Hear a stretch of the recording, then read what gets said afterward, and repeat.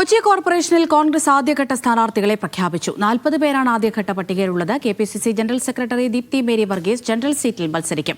മേയറെ തെരഞ്ഞെടുപ്പിന് ശേഷം പ്രഖ്യാപിക്കുമെന്ന് ഡിസിസി പ്രസിഡന്റ് മുഹമ്മദ് ഷിയാസ് പറഞ്ഞു. തെരഞ്ഞെടുപ്പ് കഴിഞ്ഞ് പാർലമെന്ററി പാർട്ടി യോഗം കൂടി നേതാക്കന്മാരുടെ സാന്നിധ്യത്തിൽ ആണ് പാർലമെന്ററി പാർട്ടി കൂടിയതിനു ശേഷമാണ് മേയറെ തീരുമാനിക്കുക. ഈ പ്രാവശ്യവും അതുതന്നെയായിരിക്കും തുടരുക.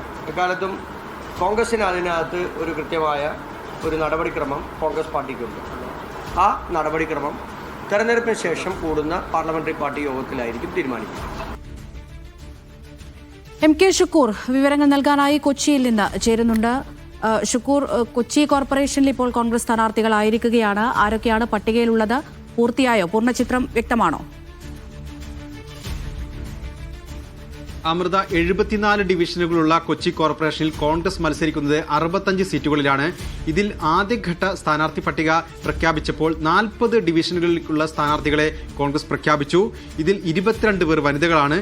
3 വനിതകൾ ജനറൽ സീറ്റിലാണ് മത്സരിക്കുന്നത്. മേയർ സ്ഥാനം വനിതാ സംവരണമാണ്. ഇതിനകത്തേക്ക് പരിഗണിക്കുന്ന 3 വനിതകളൊന്ന് മിനിമോൾ, മറ്റൊന്ന് ഷൈനി മാത്യു, മൂന്നാമത് ദീപ്തി മേരി വർഗീസ് എന്നിവരാണ്. ആദ്യഘട്ട പട്ടികയിൽ ഫോർട്ട് കൊച്ചിയിൽ നിന്ന് ഷൈനി മാത്യു മത്സരിക്കുന്നു. സ്റ്റേഡിയം ഡിവിഷനിൽ നിന്ന് ദീപ്തി മേരി വർഗീസും മത്സരിക്കുന്നുണ്ട്.